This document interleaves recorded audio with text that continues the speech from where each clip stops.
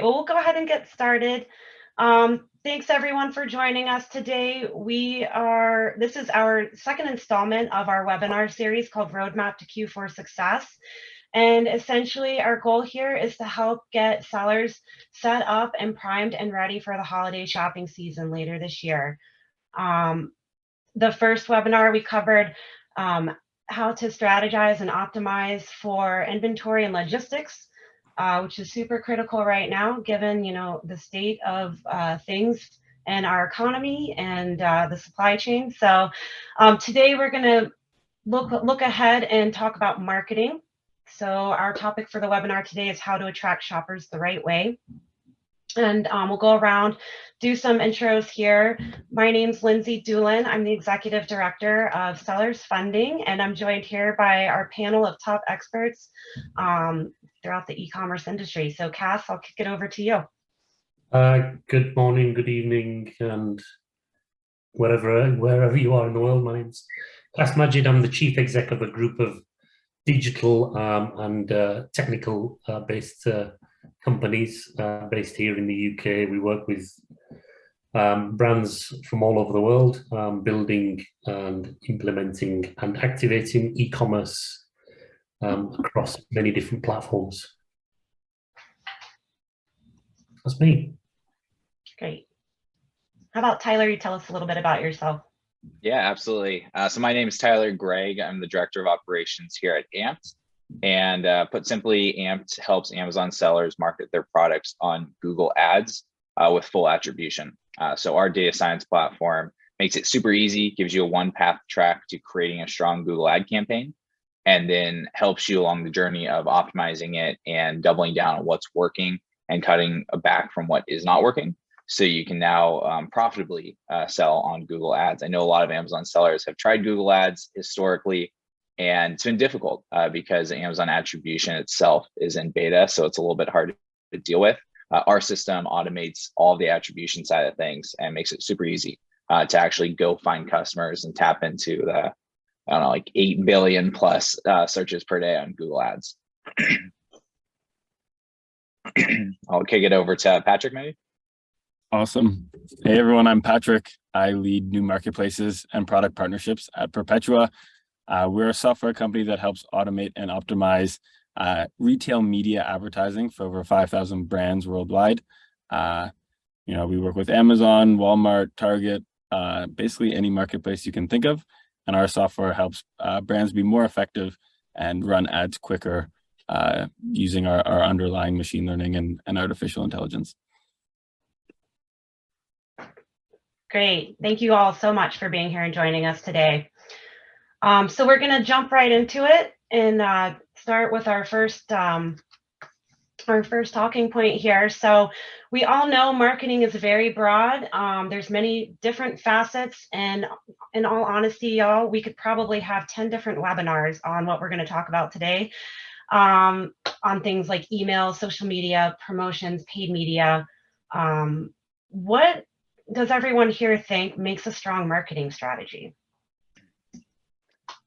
Yeah, I'm happy to kick this one off, Lindsay. I think from my side is a strong marketing strategy from what I've seen Amazon sellers doing is trying to encompass a variety of different channels.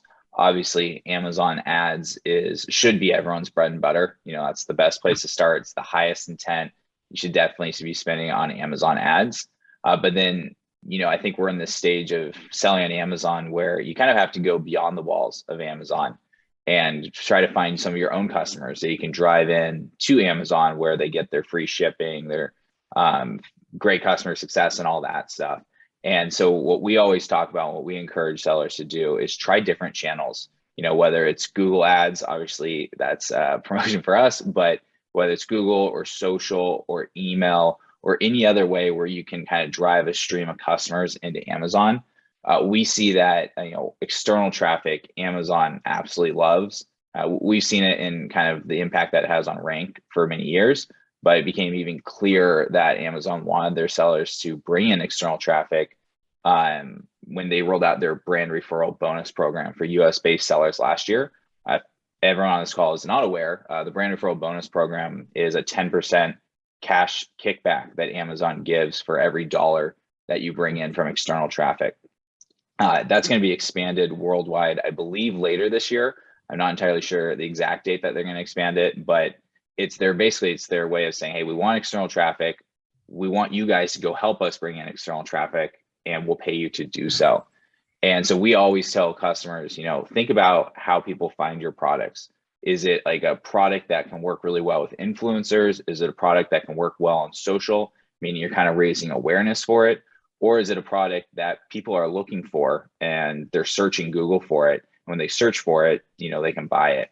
The products that we see work really well on like the Google side is, like a broomstick, right? Like people are definitely looking on Google for a broomstick. So if you're not showing up there, you're missing out on a huge swath of customers that could want your product, want it really quickly, and have their credit card saved on Amazon. So super transactional. So we always encourage our sellers, even if it's not Google Ads, think about external, think about social, think about email, think about these different ways to find more customers beyond just the walls of Amazon.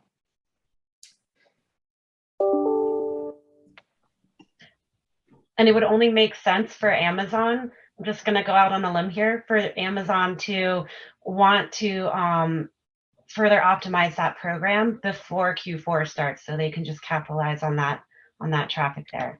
Really great insight. Yeah, definitely. No, sorry. Yeah, just adding on to that is, we see, we work with the Amazon brand referral bonus team, and they're actually hosting a webinar for us in August.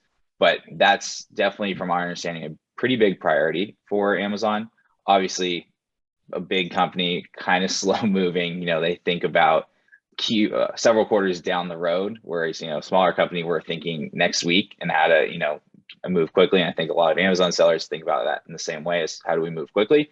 So I believe Amazon's rolling everything out. I think they're going to be expanding the brand referral bonus program, just not sure how quickly it is, but we're super excited for it because we've seen a lot of sellers be able to get pretty good amount of cash kickback from Amazon, which, they can just pump right back into their marketing programs. Absolutely. So it's a net win for those sellers.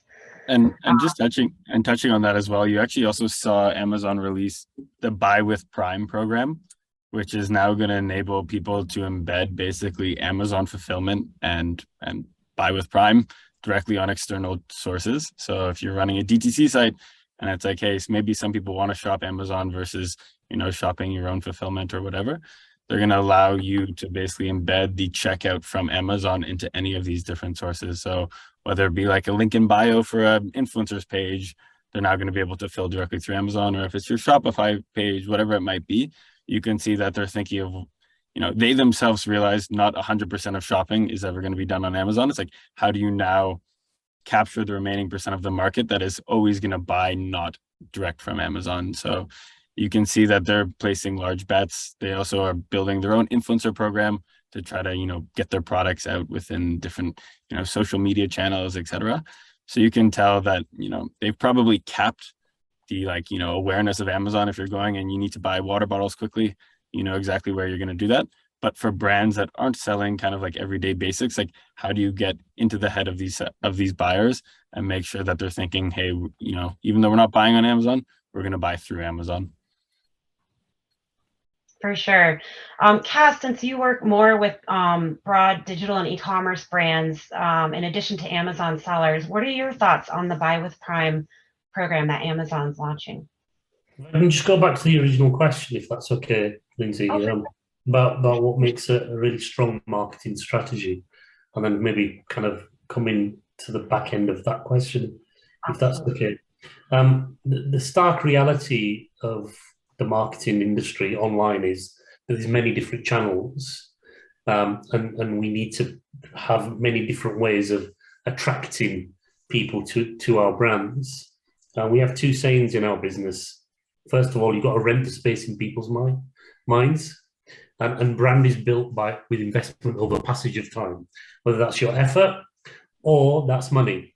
Now, we know that the big players, the marketplaces, people like that send you traffic, people like Google, Amazon, you're going to get a proportion of that traffic that's going to be buying your product. But to me, a really strong, coming back to the question, a really strong marketing strategy is one where you own the asset that is driving people to you. Because the stark reality is that Google changed their algorithm, Amazon changes their algorithm, Facebook changes their algorithm. The two things that you will ever own as a digital asset is your email database and your website. Now, it's great to drive people in to your brand using these channels. It's very important that you do that. But it's also looking at how you can then get customer loyalty that is directly related with that customer. So they're being driven in, they've been acquired through one of these channels, but actually, what's the customer lifetime value? And how do you then get them to buy directly from you? Now, there's always going to be brand association in terms of trust, because the natural instinct of someone that sees something on Amazon or sees something that's an ad in Google or a third-party website that has a lot of trust, that trust is passed to your brand. So if you're a small market player and you want to really make some impact, you've got to use these channels. But how do you then increase the customer lifetime value and reduce your cost per acquisition? You know, because you're going to be on this constant cycle of competing with competitors that have bigger budgets and bigger pockets. So for me, you know, a really strong strategy is building your brand from the inside out and getting people to be loyal to your brand. That way, you're going to have a proportion of customers that will always come back to you on a regular basis. And the other thing as well is just look at data. Regularly look at your data. Data is so important. A lot of people don't look at data. Well, they do, but they don't really understand it. So it's important to understand where they're coming from, how they get into you, and what that acquisition looks like in terms of the journey, in terms of the attribution of along the conversion path. So I think brand is really important in terms of building your brand out, because you don't know what's going to happen tomorrow. You know, people are going to change, may change their algorithms. You know, people are going to spend more in terms of marketing budget. So building your brand is probably a long-term view on these things, albeit, you know, it's important also to understand how the people that have the marketplaces or the traffic, how they fit into your strategy. Coming back to your prime question, I think a lot of smaller brands in the UK, they're not really onto this Prime Day, which we talked about earlier. You'll see some of the bigger brands that do international selling are really, really into this. So I think a lot of smaller businesses haven't really cotton onto this in the UK at the moment, particularly those that are not on the marketplace, such as Amazon. I have a quick question just about kind of, you know, your overall view on marketing. What role does product and product quality play versus like marketing when it comes to like lifetime value of a customer? Something that's like huge in the software space is like what you call net promoter score. How likely someone who, you know, bought your product or tried your software is going to, you know, recommend it to a friend. Where do you like weigh the two different, like product quality as a way of like, if you buy this product once, you're going to love it and continue to buy it, so LTV is high, versus like using marketing to try to kind of repeat purchases? Is that a question to me, Patrick? Yep. Hugely important. You know, if you've got a crap product in the first place, then you know that particular customer is not going to come back to you, and importantly, not going to recommend their friends and family to it. So it's important to really focus on having a really, really good product, and I think that's hugely important as well. So that's kind of a given, really, in terms of what I was talking about. That you've got a good product, you've also got a good service, because you know we've dealt with e-commerce businesses that have got great products, but their aftercare is appalling. You know, so the whole kind of holistic approach. It's not just someone buying a product, but they're buying a piece of your brand, and your brand is what people are going to say about you when they're not in the room. how are they going to recommend you? If you go to a restaurant and the food's really good, but the product's really bad, for example, or the food is really bad, then you're not going to recommend them, are you? So it's really, really important, and I would wholly, advise that people really focus on providing a really solid product with all the surrounding holistic approach in terms of logistics, how it gets to you, and aftercare as well. So it's hugely important, because as consumers now, that's what we expect, and it's all thanks to Amazon. I can order something now and get it on the same day. It hugely changed our attitudes towards how we buy things. Yeah, that's like a question that we've always wondering, like, retargeting and remarketing. It's like, when someone has bought your product once, how often should you kind of try to re-engage those people? And Amazon actually released a new data set called the Amazon Marketing Cloud, which allows us to look for all of our customers, like different cohorts of customers. Someone buys once, how likely are they to buy again? How often do they buy again?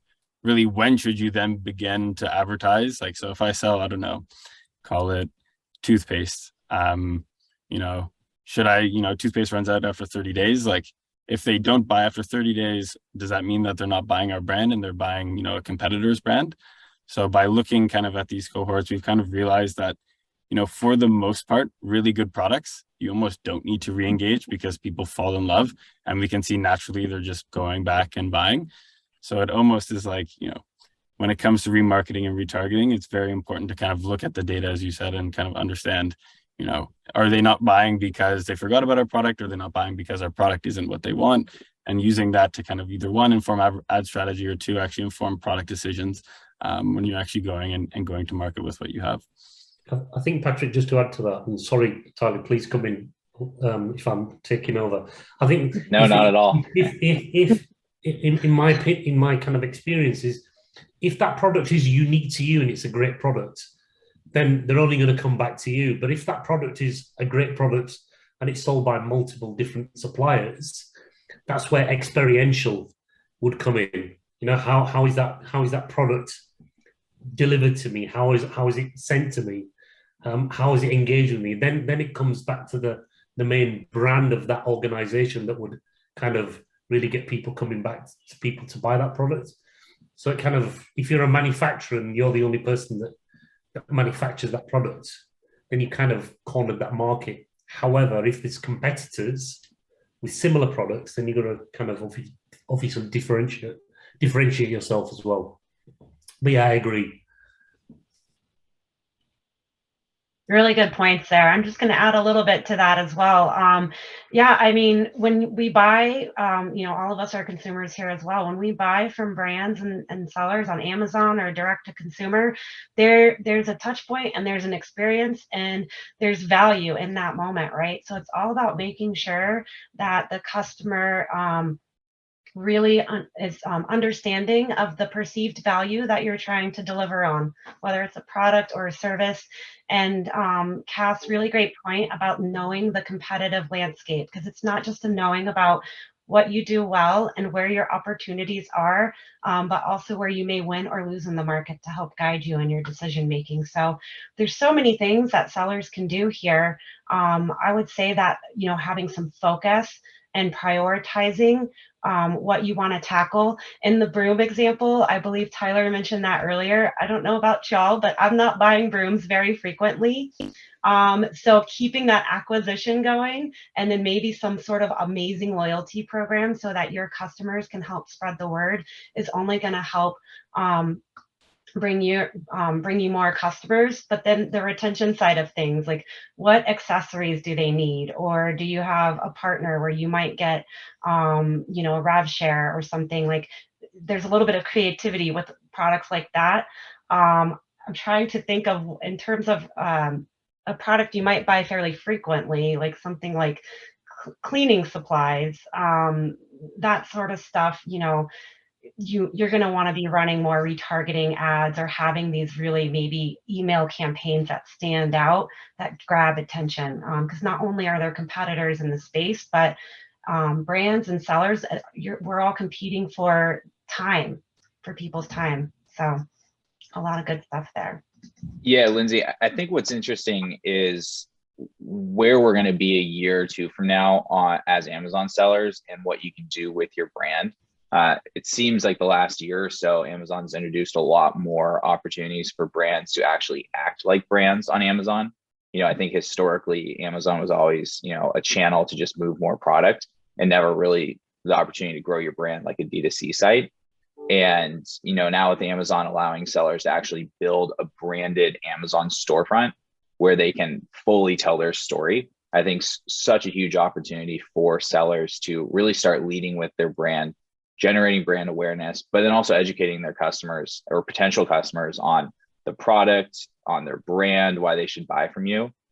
When you think about a product listing page, most of our product listing pages are really set up for ranking, and they're kind of optimized for SEO on Amazon. And a lot of times they don't really tell the story of the product or the differentiation between your product and the millions of competitors right below your product. So what happens is consumers often just, price shop or review shop. But if you have an Amazon storefront and you can get traffic there, getting traffic there is still a little bit hard. But if you can get traffic there, all of a sudden you can build out custom pages featuring specific products or categories of products and actually tell the story about your customer service teams being really great. Like, we're going to help you if you don't like the product or something breaks. Picking the right size to try to avoid returns, making sure that they're educated, they're buying the right product when they want it, versus a product listing page, you're just trying to get them to buy as quickly as possible. And so I think it's going to be interesting to see where Amazon takes that. I know they have the follow button on your Amazon storefront, where if people follow you, you have the opportunity to send them kind of templated emails. That's starting to act more like a D2C site, where you can re-engage your customers and try to resell them, especially for, products like cleaning supplies. If you're selling cleaning supplies and you can get a lot of followers on your Amazon storefront, huge opportunity for re-engagement, huge opportunity for launching new products because you have a customer list that you can push it to. My understanding is that follow button and those templated emails are kind of in their early days, and sometimes they work pretty well. Sometimes maybe they're not super successful, but I think a year or two from now, it's going to be really cool to see what other tools or where Amazon takes that product to allow sellers to actually act like a brand on their marketplace. For sure. If you build it, they will come. Is that safe to say here? I would say so. If you build it and market it, then they might come. Yeah. Absolutely. So let's talk about products some more. Q4 holiday shopping, usually heavily associated with discounting and promotions or special offers. What does everyone think here about discounting? Is it a must do? Is it stay away from? It's cannibalizing your business. Would love to hear your thoughts on this topic. I mean, I can kick it off. Yeah, go for it. Yeah. I think, people definitely come to expect seeing some sort of discount during these like quote unquote like discount periods. But I actually don't think that the price sensitivity as important as people make it seem. I know a lot of our brands actually like increase their price and then discount back down to the regular price to make it seem like there's a discount. So people are more so shopping the idea of a discount than actually being price sensitive. I think given recent economic kind of macro trends, it will be interesting to see if there is more price sensitivity in the market this year than previous years. But I definitely don't think, I don't think having a heavy discount relative to normal price is necessarily important. People just like to use these big events as a forcing function to actually shop. So I would say, from our experience, it's definitely not a must. It's like a nice to have, but definitely not a need to have. Depending on the category, there might be some categories where you might get heavily undercut, and in which case, you're not going to, win much. But for the most part, I would say not necessity. Would you say it's important to at least show a discount, meaning like mark your prices up and then have a strike through price or a coupon to get you back down to the actual price, or just you can just keep your price as is? We don't have enough data to Sure. run that. I would love to run an A/B test where it's like Some products you just do nothing. Some products you do this kind of. So most people are of the belief like we just have to show something. So they're going to do that kind of, again, that kind of scammy raise the price, coupon down or lightning deal down. But I think more and more people have caught on to that. I remember last year there was some like viral content going around where people actually just track the price. They showed the Amazon price tracker and were like, look, you're actually just getting scammed. So I wonder, like, was that just viral within, you know, us e-commerce people, or did like normal shoppers also get a hold of that content? Again, not enough data, but I would say there's no harm in doing that if it's, you know, not going to cause any Amazon pricing problems. Then I would say, you know, it's going to look better than no coupon. Yeah, I would add on to it. You know, it depends on the product too. Obviously factor in lifetime value. If you're getting subscribe and saves, you can obviously take a hit on your first few. You know, obviously in software, like we don't make money until several months down the road, right? So we can afford to discount for the first few months if need be. And then knowing that we're going to have customers around a year or two from now, and you know, our break-even point several months down the road. Same thing applies obviously for individual products. So if your lifetime value is high and you get those subscribe and saves, you can get customer loyalty, you can obviously take the hit up front. The other thing, you know, just kind of going back to what I was just saying about Amazon storefronts is we've seen, you know, when you send traffic to a storefront, customers are a lot less price sensitive because there's not as many, there's no competition on your storefront. So if you send it to your Amazon storefront, you know, you're not getting as price shops. Customer sees it, they like the product. If it's what they're looking for and they're at the bottom of the funnel and ready to buy, and you have a reasonable price, you have a much better chance of converting them there. Whereas if you send them to a product listing page and, you know, think about your listing page, all the competition right below your product, they might be distracted. There might be more funnel leaks. So I think from our side, it kind of depends on where the traffic's going. You know, obviously a lot of all your Amazon ads for the most part are going to be going to your product listing. But if you're able to use external traffic, social, email, whatever it is, and send it directly to your Amazon storefront, that could be a great way to keep your prices where you want them to be with better margins and while still maintaining solid conversion rates. I think just to add to that, some great points there, Tyler and Patrick, is that obviously there's the discount and the perception of discounting and the perceived value that someone is getting. And Tyler, you just touched upon it now in terms of you know, you may have a loss leader because you want the data, or you understand that person's email address is some more valuable to you over the next 12 months or the next 24 months than the acquisition cost. And it might be part of your acquisition cost that you factored into it, and there's some of the kind of direct costs, but some of the indirect costs to e-commerce merchants is that, you know, logistics, manpower, you know, what you're going to be doing over that period of the discount, you know, what people are going to be involved, all these things that really add up to not just the discount, but obviously the cost to the company. And they're some of the things that merchants really need to think about before they just do a blanket discount across, you know, products, or it might be a certain set of products. So factor in some of those thought processes in terms of actually how much is this truly costing us as a business, because a 50% discount could, in real terms, could be more of an 80% cost to your business over a period of time. And we see a lot of that where, and I'm talking about not some of the big merchants, I'm talking about some of the smaller merchants that may be doing 20, 30 million pounds a year. And they don't really understand the costs that are incurred in their business. And they might say, you know, we had some anecdotal evidence. One of our merchants did, I think, probably $8 million over the weekend, over the Black Friday weekend, and there was transactions going through there, and this is through their site every 3-4 seconds.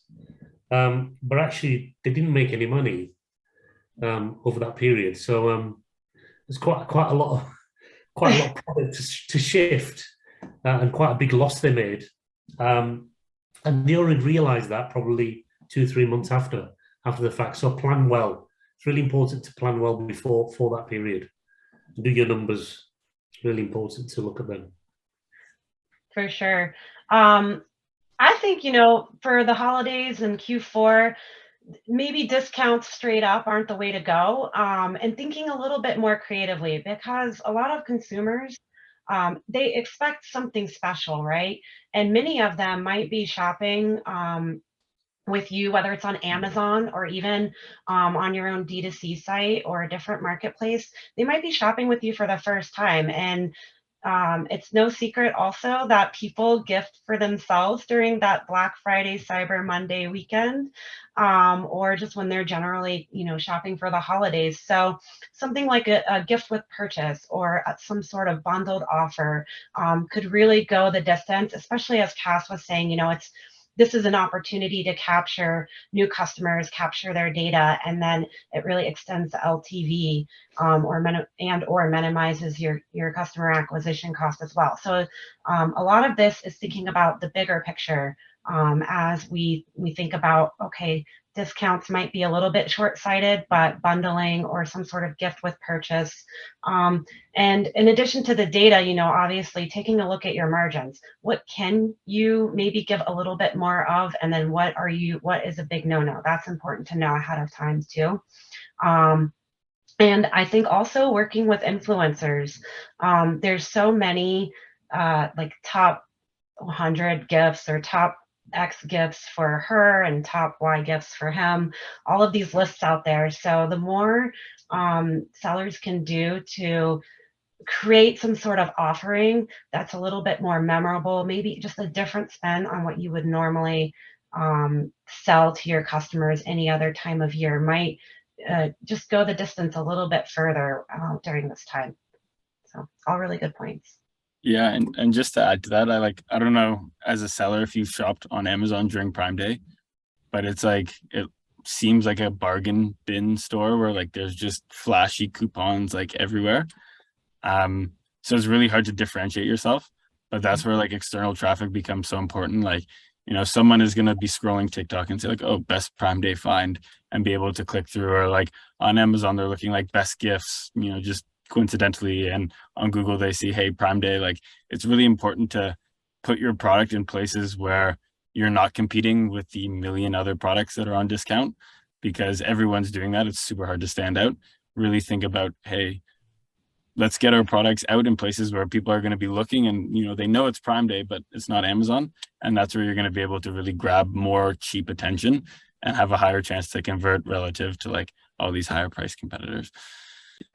Yeah, one of the things that we see on Google Ads is similar kind of strategies to those influencer ads or social ads with best Prime Day deals. On Google, you can have your ad copy. So it's a search ad on Google. Think about last time you searched something on Google, those ads that pop up. You can have them say best, I'll go broomstick, or best cleaning supply, something like that. And you can actually say best. And the ad comes up. It looks like it's from Amazon.com. So it looks like Amazon is paying for the ad. And they're saying, hey, we have a bunch of broomsticks or a bunch of cleaning supplies, but this one is our best one. And it goes straight to your product or straight to your Amazon storefront. Even it's your ad, but a consumer thinks it's Amazon saying this is their best one. That's a strategy that we see work really well, because it kind of cuts through some of the research phase. And it seems like Amazon's saying this is our best one. I know that on Amazon ads, you're not allowed to use strategies like that. You can't use best or anything like that. But on Google, you can. So, and on social, you can, right? So there's really creative ways, and you can do things in different ways that are really effective than what you can do when you're kind of handcuffed within the Amazon marketplace. Really great insight there, Tyler. This actually kind of segues into our next topic. So, for many sellers out there, they've been growing and now they're ready to scale up. There's a lot of sellers who are looking to expand into new marketplaces and regions. or go direct to consumer, maybe that they've only been on marketplaces exclusively. So I'm going to start with you, Tyler, if that's okay, but would love to know how, what are your top recommendations in terms of how these different, these sellers at different stages in their life cycle should go about advertising to gain new customers? Yeah, I think so much of it depends on obviously your product and of course your consumer. Who is your consumer?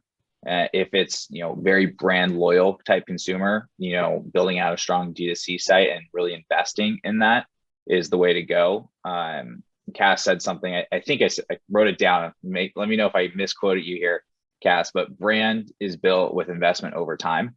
Obviously, now that is like, you got to think about that in the long term. D2C sites take a long time to build. They take a long time to optimize, and they take a long time to really start converting oftentimes, unless you get some virality factor. We did a lot of Google to D2C stuff when we started, and I can tell you Amazon converts a lot better. So if you're thinking about external traffic, sending it to your D2C store or your Amazon store, likely Amazon's going to convert better, while D2C though is going to have better margins, of course. So you just need to really factor that in when you make the decision. Test both of them. If you can get traffic to your D2C store and people convert, and even without the 2-day shipping and the credit card saved and all the benefits that Amazon provides, absolutely, that's the way to go. If you try that and you're having trouble getting the conversion rates, send it to your Amazon storefront, because now you can sell in a similar way. You don't get as much customer data, but you're getting those conversions you want. You can maybe get them to follow your brand. And then as you build up that follower base, you create that brand awareness, then you might be able to convert some of those into actually buying to your D2C store directly over time, potentially, if you can offer the right incentives and all that to kind of bring them away from what they know, love, and trust about Amazon. So I would say that on that front. And then, as you think about the channels, a lot of it depends on how that customer searches for your product.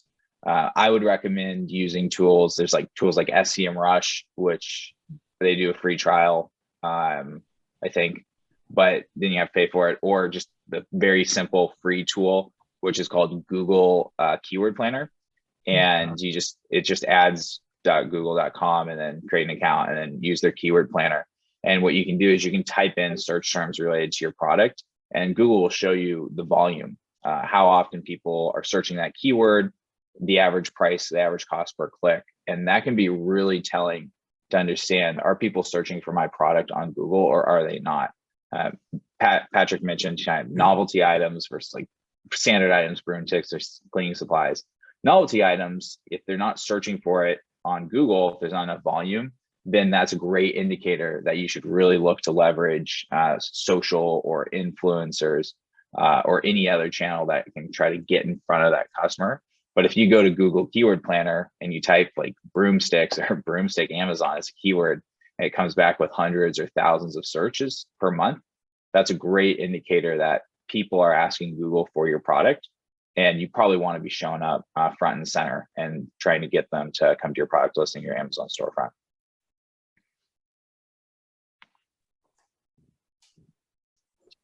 Yeah, I would say on top of that, I think there's going to be a paradigm shift in where people shop. I think like over e-commerce, we've seen like kind of ebbs and flows from people shopping on all D2C, very small sites, to kind of massive aggregator retailers like the Walmarts, the Amazons, etc. We have a prediction that I think more and more people are going to begin shopping social. Like social shopping has been tried and tried and tried. Like Instagram tried to make a shop. I don't think it's performed that well. I think it kind of got like a gimmicky, kind of scammy, kind of reputation. But TikTok is making very large bets in live stream shopping, as well as just shopping directly from influencer posts. So much so that they've actually built their own seller center. They're in beta right now, so you can get set up, get your product page listed. You can either fulfill through your current fulfillment, or TikTok's even built partnerships with different couriers who will fulfill for you, fulfilled by TikTok. I think over time, we've seen trends from Asia, specifically China, kind of make their way into North American e-commerce. And live streaming shopping is something that, Amazon has tried. I think Amazon was unsuccessful because they never got the traffic to their live streams. I don't know if any of you guys tried it, but like it was kind of hidden. It was like low on the product page. No one was really like using it. It was basically like a Twitch lookalike, wherein, you know, TikTok has the most traffic out of any site in the world. They're on average, I think, something like 40 times more minutes watched than Netflix. So people are spending their time there. More and more people are going to begin to like trust TikTok, trust influencers, and begin shopping from there. So we have a bet that the future will be kind of these influencer stores. So basically like a Shopify for influencers and or creators, whatever those creators might be. So I think it's at the kind of beginning curve of where the growth will go. So definitely recommend thinking about where to kind of list your products and where to sell. You're probably already D2C, you're probably already Amazon. Why not take a risk? It's very low risk. There's not a lot of cost to getting set up. And then just see, you know, maybe your product is one that is going to sell, and maybe you can get ahead of the curve. I think my view on this comes back to the original thing that I opened up with, is that I think brands, particularly if you're looking to scale, look at what scale means to you. Is it 10xing? Is it international sales? Is it going to be in country, scaling it out? So it has to be managed in the right way.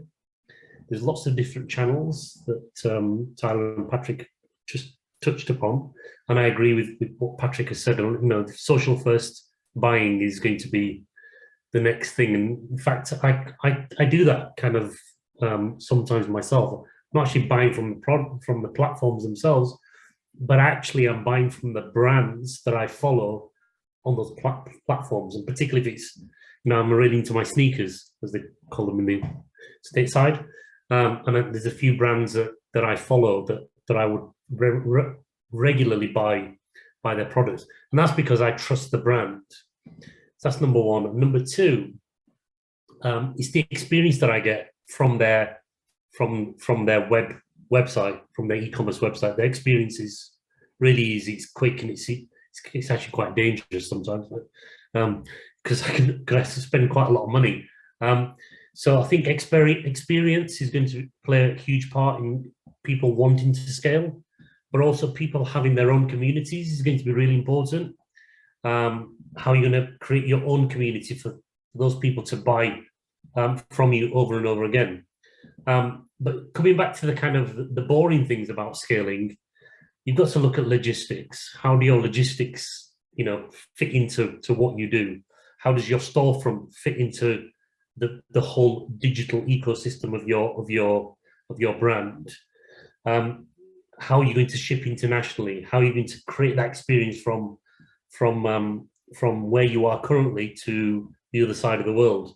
And look at case studies. You know, we've got a great case study not far from here, which is one of the biggest brands in the world now in sports gear, which is Gymshark.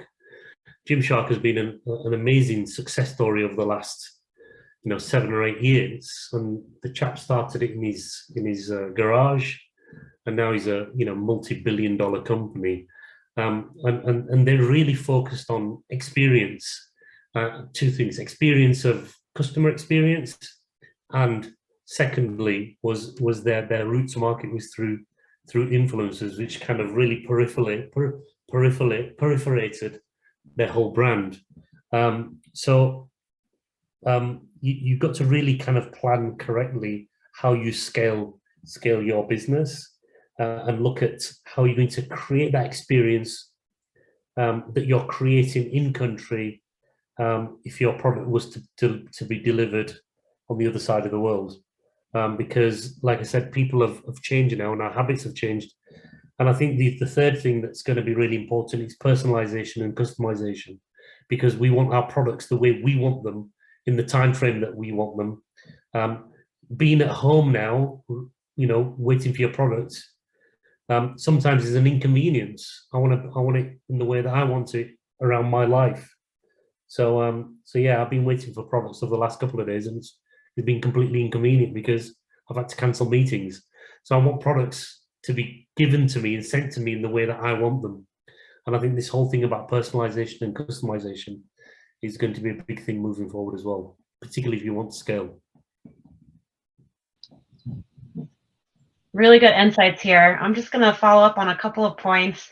I was at an engagement recently, and one of the topics was about social commerce or social shopping on in Asia. And so going back to what you were saying, Patrick, it's already catching on in some parts of the world. So if you think about how long it took for North America and UK and EU to adopt mobile shopping, which was kind of a no-brainer because we had the convenience right in the palm of our hand. It's really just a matter of time. So really fascinating, Patrick, on what you mentioned about doubling down. And then in addition, influencers, building those relationships now, it's only more critical to do so and get there first. As people grow their communities and their followings, you can grow along with them. So again, it's planning for, obviously next week and Q4 and this year, but thinking big picture too. So that way you're really protecting your brand overall and diversifying your portfolio as you look to acquire new customers. So really great insights, you guys. We've got about 10 minutes left. Just want to check in, see if there's anything we didn't touch on in terms of what sellers need to know about Q4 this year. One thing I would say, and I think we've kind of been alluding to it, but I'm not sure we've directly said it yet, but like start now. Obviously Prime Day is coming up, but it takes time to be really ready for Q4, probably obvious, but I can't tell you how many times people have come to Amped and, wanted to spin up a Google ad campaign using our software and for a sale that they're doing the following week. Like right now, I was just talking to people last week who were like, hey, like I need stuff ready to go for the 4th of July. That great. We'd love to help. And you can definitely use our software to get started, but there's definitely learning curves. No matter, whenever you try something new, there's always learning curves. And if you're not trying something new, you're probably not growing as a business. So it's so important to start as early as possible to test the waters. We always recommend, start small. Don't spend $1 million on day one, but kind of dip your toes into the water, see what's working, and then go from there. So, when we think about Q4, I guess that's October, right? You really want to be ramped up and ready to go for Black Friday, Cyber Monday. Like you really should start, if you're serious about it, you should start at the very least dipping your toes in the water in August, towards the end of summer here. If you're doing like Google ads, if you want to, really be ready for it, start as soon as now to make sure that you have that time to collect data to see what works. There's no historical data. So if you don't have historical data, there's no way to, start out of the gates really fast. You have to start slow. So that's the big thing on our side is, start early, learn as quickly as you can, and then double down once you have the data that's telling you what to do. Agreed with that. Obviously getting influencers to kind of create posts takes time. So I'd say if you guys are looking to get your Prime Day videos up and running, you probably have like 2 to 5 days to ship out the product or get them to buy the product from Amazon. But, I would say it's, again, just worth experimenting. As Tyler said, if you're not experimenting, you're not going to grow. Everyone is, kind of tuned in on PPC, tuned in on sponsored ads. Where can you find the next kind of greenfield to grow? And that's going to be these off Amazon traffic sources that are still not very well known and definitely underutilized. I think something that someone said to me when I started my businesses many, many years ago, 20 years ago, and said, ready, fire, aim. Just go out there and do what needs to be done and get the feedback from the market. The best of our customers will be planning this quarter, this Q4 quarter. They'll have been planning it already at the start of January of this year, knowing exactly what's going to happen.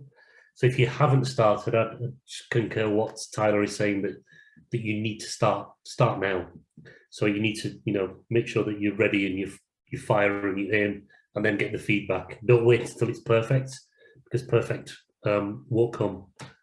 So yeah, just look at the data. Really look at the data and understand what it is that you want to do. Great. We've got just a couple weeks, I think about 2 weeks till Prime Day. So Patrick, you said, was it product videos or influencer videos? There's still time on to execute. There's definitely time, but the time is definitely running out. We have a few fairly large brands just launching this week, so hopefully, yeah. I mean, I think we can get it done, but some influencers take longer than others to get video created. But I'm definitely looking forward to see. It's our first Prime Day where we've offered kind of TikToks and Instagrams as an offer. So we're excited to see how this actually performs. Great. Hope we see maybe a blog post or some sort of report on how that works out. Definitely. For sure. For us at Sellers Funding, what we're seeing now is sellers and clients are getting their cash flow in line for their inventory and their purchases. So yeah, if that's something you haven't really thought about yet, highly recommend thinking ahead, making sure you're getting your product in, especially with the long timelines with supply chain being delayed. And then now is that, like everyone has said here, it's the perfect time to start planning, thinking about what tests, what experiments you want to run, and where you think you could really win big this Q4. And then once you get into end of September, October, you're essentially set up for success. And if you have to make some pivots, you're ready to go. So great. All right. Well, thank you everyone so much for being with us today. Patrick at Perpetua, Cass at Wow Group, and Tyler at Amped. Really appreciate y'all's time.